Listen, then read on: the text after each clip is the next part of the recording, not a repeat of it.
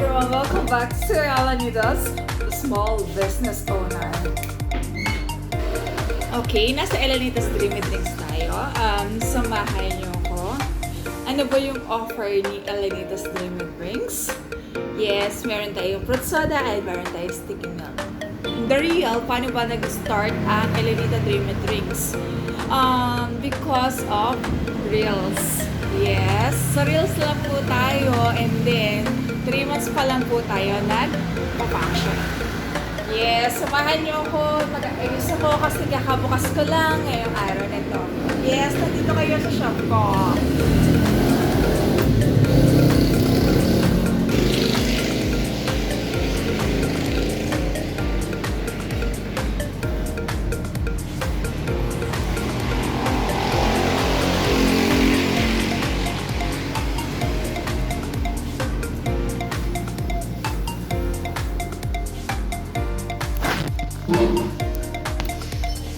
Okay, samahan niyo ako kasi mag-aasikaso ako. Yes, isa po ako OFW, ex-OFW na po ako, nasa Pilipinas na po tayo. Masasabi ko, mapapayo ka din sa mga kapwa ko OFW, huwag kang matakot. Kasi masaya sa Pilipinas, totally, andyan yung mga challenge, andyan lahat, pero masasabi kong masaya kasi obvious na happy ako. Yes, hindi biro nagsimula ako sa business ko. I-share ko lang yung story ko, lalo na pa nagpagawa kayo. Ako kasi biglaan ako nagpagawa. Totally, nasa gitna ako, naiiyak na ako, kaya ko pa ba? Kasi, ang tagal nila gumawa, hindi ko alam kung niloloko na nila ako. Every night umiiyak ako at nagpapray ako. Then, umalis din yung manggagawa ko. Ewan ko kung bakit ba sila umalis. And then, after that, eto na nga, na-compose na siya, na-bless na siya na September 25. And then, September 25 po tayo nag-open ng Alanidas Dreamy Drinks ay matatagpuan lang po ito sa Laksuhin. And then, kakistart nga lang natin. Yun nga, sabi ko nga, kakistart lang natin. And then, sa ngayon, mag-aayos ako ng mga gamit ko. Ayoko na masyadong drama na i-discuss ko pa, pero masasabi ko, siguro sa lahat ng loloko, bahala kayo sa buhay nyo. Masasabi ko, I have a God, kaya wala akong kinakatakutan. Kung niloloko nyo ako harap-harapan, do it. Basta ako, kakambag ko ang Diyos. Tara?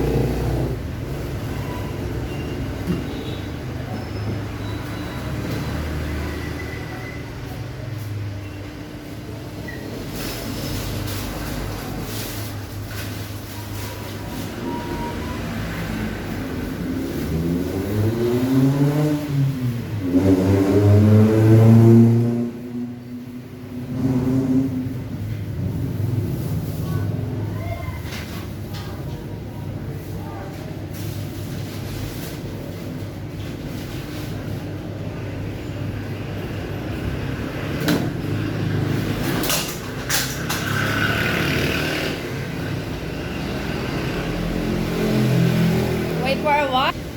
Oh, nabagsak na naman yung CCTV ko second time. Oh my God. Okay, didiscuss ko na. Meron tayong 22 ohms. And then, meron na po tayong stickers. Yes, fruit soda and sticky milk. Yes. Akala ko sa place ko, hindi siya magiging click. Then, siguro nga sabi, isip mo lang yung lahat yan.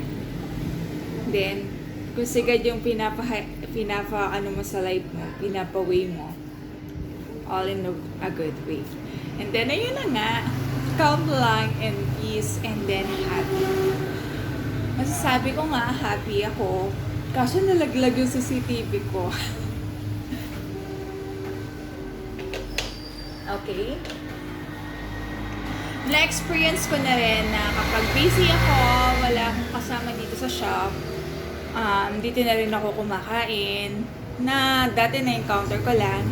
Tapos nung nasa Dubai ako, lagi akong tumitingin, lagi akong kumakain sa labas kasi gusto ko mag-check ano bang pwede, ano bang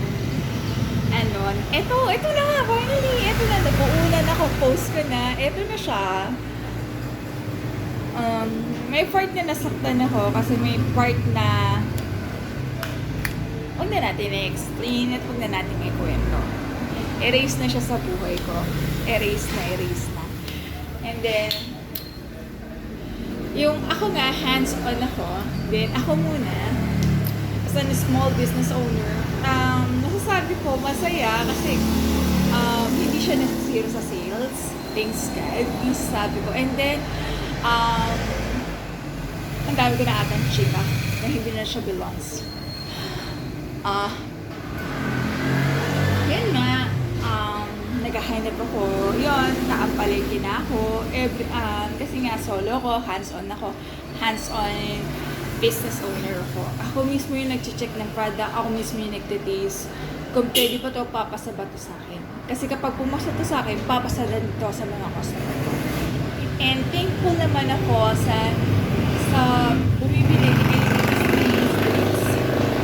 Ang saya kasi pabalik-balik, may mga nagdadala-dala ng customers. And then, happy ako. Basta masaya ako kasi I feel complete. Despite na natatakot ako kasi baka wala lang. Pero nagkaroon na rin kasi ako ng business last year. And then, napatunayan ako sa sarili ko na kaya ko. Paano ba ako nag-start sa business ko? Nag-start kasi ako sa business ko because of Jessica Soho. And then, sa Facebook ko, lagi ako nanonood na puro motivational. Motivational about business. By Chinkitan. Kung sino-sino pa ang pinapanood ko. Para na-inspire ako, paano ba siya makompose, paano ba. Then, hanggang sa na-encourage ko. Kasi nga, hindi mo masasabi na hanggang dyan ka na lang. Kung wala kang pangarap, isang decision ka lang. Pero kung madami kang pangarap at madami kang gusto simulan, like me, hahakbang ka. Yun na nga yung ginawa ko eh. Humakbang ako, nag-start ako nung nag-resign ako ng May. Hindi ko na maalala kung kailan ba ako nag-resign. And then, sa bawat step, nung umpisa, after nun, natakot ako kasi nag-resign ako. Pero sabi ko nga, bakit ako matatakot? Laban lang. Yun. Till, salamat sa mga family ko, salamat sa nasa sumasakop sa akin, mga kaibigan ko, salamat. Kasi sinuportahan niyo ako. And then, thankful na rin ako sa company ko. Kasi, maganda yung company na napasukan ko. Yung nag-approve ako. Na-encounter ko sa kanya ang lahat na position na hinangad ko sa Pilipinas. Bakit kasi ganun, no? Sa Pilipinas, kailangan mo pa, tapos ka din ng 4 years. Tapos ka pa ng may experience ka pa. Pero sa ibang bansa, kaya madami nang ibang bansa. Una sa lahat, kasi triple yung sahod compare sa Pilipinas. Pero masasabi ko masaya sa Pilipinas. Oo, magastos. Humihina yung boses ko kasi magastos. Pero masaya kasi may konti conflict. Pero masaya. Masaya ako. Masaya ako sa decision. Kaya yung mga kapwa ko OFW, huwag kayong matakot sa buhay. Kung gusto nyo, continue as an OFW, pero kung ako sa inyo, humakbang din kayo kagaya ko. Ito nga, wala man akong idea, puro by Facebook, by watching TikTok like that, by watching Reels. Ito, nakakompose ako. Napatunayan ko, masaya ako. And that's it. Never slow up, no I don't take shit. I got no love for the fakeness. If you wanna play tough and wanna hate this, I'll always show up. I don't ever